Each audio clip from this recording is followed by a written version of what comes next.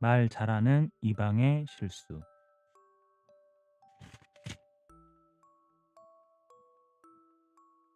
옛날 한 고을에 청산유수로 말 잘하는 원님이 있었다.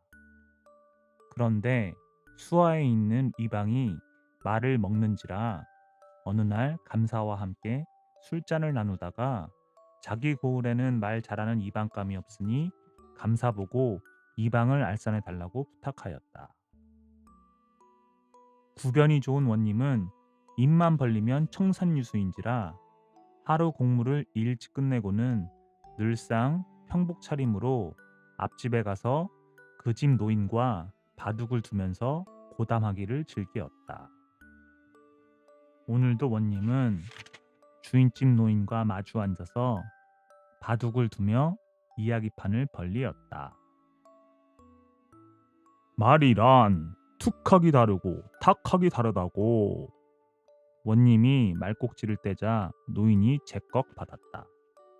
그러면요. 그러기에 말 한마디에 천냥빚을 갚는다고 하지 않습니까? 전에 내가 살던 동네에 먹물이나 먹은 선비어른이 한 분 계셨는데 나이 80에 꽃 같은 처녀를 후실로 데려왔지요. 사또님께서는 거짓말을 곧잘 하십니다요. 거짓말이라니요. 바로 우리 옆집에서 있었던 일이라서 내가 직접 본 일이지요. 그렇다면 틀림없이 열의 아홉은 속여서 데려왔거나 동여서 업어왔겠지요. 아니올시다. 사주단자를 보고 기러기까지 드린걸요. 허허허. 거참 듣고도 모를 소리 왜다. 그래 말썽이 없었나요? 왜 없었겠나요? 말 잘하는 매파를 내세웠더니 나이를 24이라고 속였지요. 그리고 장가드는 날 호호백발은 검댕이칠을 했고요. 하지만 얼굴에 거미줄처럼 늘어난 주름살과 활등처럼 굽은 허리야 어쩔 방법이 없었지요. 그래서 일부러 밤에야 각시집에 도착했지요. 어두운 밤이라 얼렁뚱땅 술을 써서 구렁이 담 넘어가듯 대수 예를 지냈는데 첫날 밤을 지나서 새벽에 각시가 일어나 보니 파파 늙은 영감이 해수가 나서 콜록거리는 걸 보고 기겁해서 아버지께 아뢰었지요.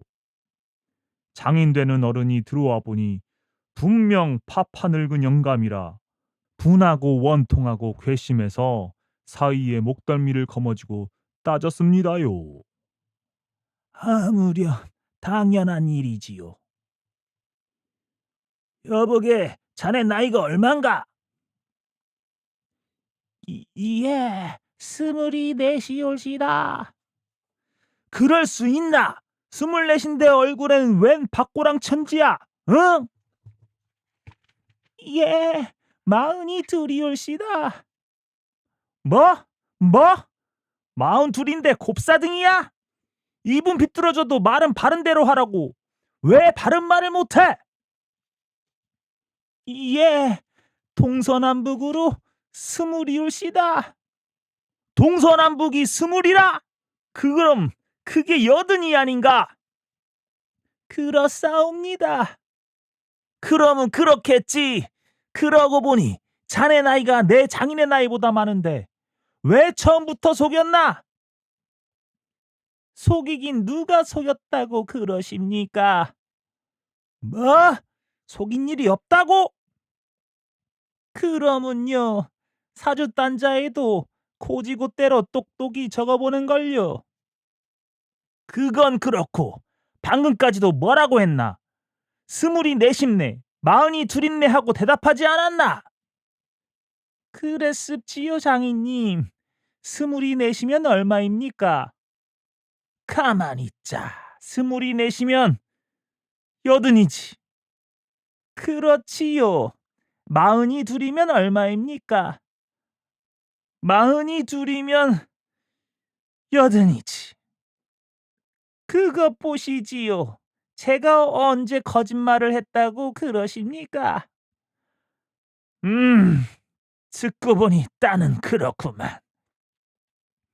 장인님, 너무 염려하지 마십시오. 이래 봬여도 치아가 든든해서 못 씹는 고기부치가 없고 위가 든든해서 소화불량에 걸릴 염려는 없소이다.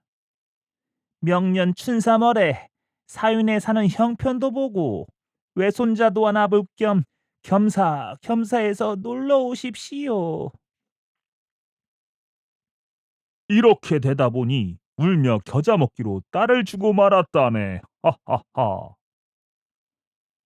하하하, 거 듣고 보니 거짓말이라도 그럴듯합니다요. 하하하. 이때 새로 이방으로 선을 보이러 온 선비가 관아에 가보니 원님이 집으로 갔다기에 집을 찾아가니 또 나갔다기에 마당에서 서성거리다가 웃집 뜰락에서 두 노인이 바둑을 두며 웃음보를 터뜨리는지라 발뺌발뺌 다가갔다. 새로 이방감으로 선을 보이러 온 선비가 원님의 얼굴을 모르는지라 원님을 동네 영감으로 알고 원님의 이야기가 끝나자 그 옆에 쭈그리고 앉으며 물었다. 노인의 이야기가 정말 구수하오다. 성함을 어떻게 부르시오? 이마에 피도 마르지 않은 새파란 젊은이가 초면에 첫 마디부터 건방지게 나오는지라 원님은 일부러 시침을 떼고 대꾸했다. 김돌쇠라고 합니다. 갈수록 태산이라더니 웃집 노인이 그 말을 듣고는 너무나 기가 막혀 꾸짖으려는데 원님이 눈을 숨벅거리며 허허허 젊은이의 눈썰미가 대단하우다. 게다가 관상까지 볼 줄 아시는군요. 하며 쳐주었다. 알다뿐이겠소? 난 12길 물속은 몰라도 한 길 사람의 속은 안답니다. 그러고 보면 손님은 의원 노릇도 하셨구려. 어허, 영감이 서당물을 먹은 모양이군. 척척 알아맞추는 걸 보니. 서당께 3년이면 풍월을 짓는다고 오래 살다 보니 들은 풍월이 있지요. 헌데 내가 젊은 소시적에 부모들의 속을 썩인 줄은 어떻게 아셨지요? 노인이 얼굴 가죽을 실로 꿰매서 주름 잡은 것을 보고 알았소. 젊은이의 인사가 점점 고약하게 나왔지만 원님은 안님보살하고 맞장구를 쳤다. 예, 그렇군요. 나는 어머니 뱃속에서 나올 때부터 팔싹둥이로 태어나다 보니 설익은 바가지가 햇빛에 쭈그러들듯이 험한 세상살이에 넌덜머리가 나서 쭈글쭈글하게 됐소. 하하하, 아주 변설이군. 이골 사또께서 언변이 청산유수라더니 영감도 사또의 사돈의 팔촌쯤은 되겠소. 혹시 사또님을 못 보았소? 사또님이야 관아에 계시겠지. 이런 곳에 올 리가 있소. 헌데 손님은 어디서 오시기에 무슨 용무로 사또를 찾소? 난 감사의 소개로 이골 이방으로 선보이러 온 사람이요. 예, 그러신 줄 모르고 신뢰가 많았습니다. 헌데 내가 사또라면 아마 안 믿겠지요? 하하하, 암탉이 울 수 있소? 간혹가다 우는 놈이 있기에 암탉이 울면 집안이 망한다는 말이 있지요. 이것 봐라. 늙은 소 콩밭으로 간다더니 그 말이 옳군. 그래, 암탉이 우는 걸 누가 가르쳤소? 수탉이 새벽이면 우는 것을 누가 가르쳤겠소? 때가 되면 우는 거지요. 안 그렇습니까, 노인정? 저 이방날이라고 하셨지요. 초면에 이런 말씀 여쭈는 게 도리에는 어긋나겠지만 좀 작작 부는 게 어떻소? 불다 불다 터지겠군요. 아무리 제 몸에 달린 입이라고 아무 말이나 나가는 대로 할 게 아니라 덜어 삼가해야지요. 두 눈을 뻔히 뜨고도 태산을 몰라보다니요. 사또님, 이 늙은 게 다 몸들 바를 모르겠나이다. 그제서야 젊은이는 얼음 위에 자빠진 황소눈이 되어 쩔쩔매더니 넙죽 엎드려 사또님의 부름을 받고 달려온 이방 문안드리옵니다. 안녕부터 사또님께서 농담을 즐기신다는 이야기는 들었사오나 100번 듣기보다 한 번 보는 쪽이 낫다더니 과시 소문과 같사옵니다. 하고 절을 했다. 다른 사람들 같으면 언령 36개 주랭랑을 놓거나 엎드려 1100번 죽을 죄를 졌으니 제발 한 번만 살려달라고 손이야 발이야 빌 것이다. 이건 웃는 낯에 침 못 뱉는다고 자칭 이방으로 행사하는 그 기백이 마음에 들어 원님은 껄껄 웃더니 첫 선을 보니 변설이고 열기가 있네. 한 번 실수는 보통이라 마음에 새겨둘 것 없네. 내 집을 알았다니 저녁이나 같이 하도록 제때에 오게. 먼 길이나 오느라고 피로했겠으니 돌아가 쉬게나. 하고는 수염을 쓰다듬으며 흡족해 하였다. 그날 저녁 이방은 실수를 미봉하려고 미리부터 준비하고 있다가 제 시간에 찾아갔다. 그런데 상다리 부러지게 차린 진수성찬을 보자 저도 모르게 다갈 같은 군침이 꿀꺽꿀꺽 넘어가고 배에서는 연신 꼬르륵 소리가 나는 것을 어쩔 수 없었다. 이방이 옹색해함을 눈치챈 사또는 이방, 이 자리엔 자네와 나 둘뿐이니 어려워 말고 마음껏 마시고 식성껏 자시게 하며 손수 술까지 따라 주었다. 이거 너무 황소왕옵니다. 말은 이렇게 하고 처음엔 조심하느라고 술잔을 두 손으로 들어 돌려대고 마신 후에 돼지고기를 집어 젖국에다 꾹 찍어 입안에 넣었다. 아차! 그런데 그것이 젖국이 아니라 달디단 꿀이었다. 그 바람에 또 망신하게 된 이방은 달디단 꿀이건만 목구멍으로 넘어가지 않아서 눈물을 찔끔 짜며 안간 힘을 써서 겨우 넘기며 사또의 눈치를 흘끔 보니 아뿔싸 어느새 눈치를 챈 언님의 웃음소리가 폭포처럼 쏟아져 나왔다. 하하하 나원 돼지고기에 꿀 찍어 먹는 사람은 내 머리에 털난 후 처음일세. 하하하. 이방은 쥐구멍이라도 있었으면 들어가고 싶었지만 기왕지사 엎딘 김에 절이라고 한치혈을 놀려 국면을 돌려세우리라 마음먹고 여유 있게 한 말씀 올렸다. 아니올시다. 사또님께서 모르시고 하시는 말씀이옵니다. 아니, 그럼 맛이 좋단 말인가? 그런 게 아니라요. 돼지란 본래 꿀꿀하고 꿀 한번 먹어보기를 소원하던 짐승인데 꿀을 한 번도 못 먹고 죽었으니 기왕지사 내가 먹는 바에 네 소원을 풀어주마 해서 찍은 것이지 제가 꿀과 젖국을 몰라서 찍은 줄 아십니까요?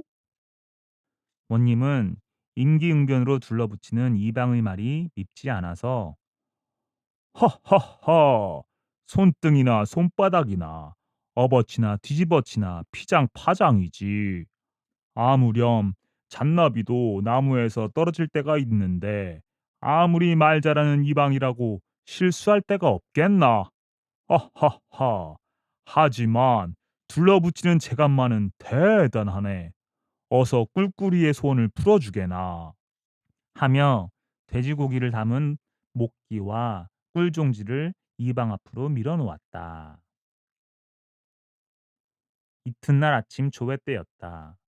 이방이 남 먼저 출근하여 동엄마루에 올라서 보니 원님이 한창 골똘히 무엇을 들여다보고 있는지라 우물쭈물하다가 넙죽 엎드려 절을 했다.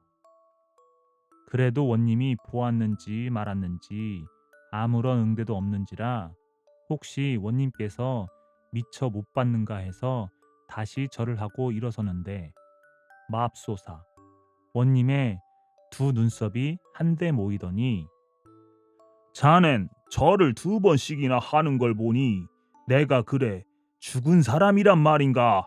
아니면 빨리 죽으라는 말인고? 하고 엄하게 추궁했다. 그제서야 이방은 맙소사 하고 가슴이 철렁했다. 다른 사람 같으면 치도군을 당할 일이 걱정돼서 언영 얼굴색이 흑빛이 되어 호랑이 앞에 강아지 꼴이 되어 바들바들 떨었겠지만 입만 벌리면 쏟아지는 말재간에다 둘러붙이는데 이골이 난 이방은 눈 깜짝할 사이에 재치 있는 말을 생각해냈다. 사또님께 아뢰옵니다. 먼저 올린 절은 소인이 왔습니다 하는 인사였고 2번째 올린 절은 사또님께서 분망하시와 소인은 물러가오니 안녕히 계십시오 하는 절이옵니다. 허허허 허허허 거 말 한마디에 천냥빚을 갚는다더니 바로 이방을 두고 한 말이구려. 하하하 임자야말로 말 잘하는 이방이 되기에 손색이 없군. 앞으로 3번의 실수를 좌명으로 삼아 처사한다면 말이야. 그 바람에 모였던 문무관원들이 그때부터 이방을 말 잘하는 이방이라 부르게 되었다. 그 후에도 원님은 특별히 이방을 사랑하고 중용하니 이에 감복된 이방은 3번의 실수를 거울로 삼아 언어 행실에서 각별히 조심하고 매사를 처리함에 있어서 우선 조사한 후에 생각해보고 신중하게 처리한 데서 원님과 백성들의 사랑을 받았다고 한다.